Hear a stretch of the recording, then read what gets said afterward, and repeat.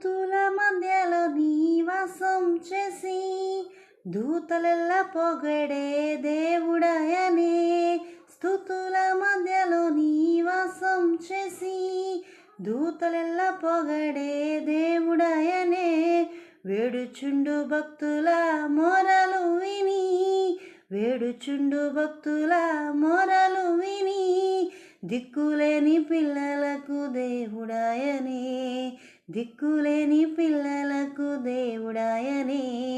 ఆయనే నా సంగీతము, బలమైన కోటయును, జీవాధిపతియు ఆయనే. జీవిత కాలమెల్ల స్తుతించెదము, జీవాధిపతియు ఆయనే. జీవిత కాలమెల్ల స్తుతించెదము ఆయనే.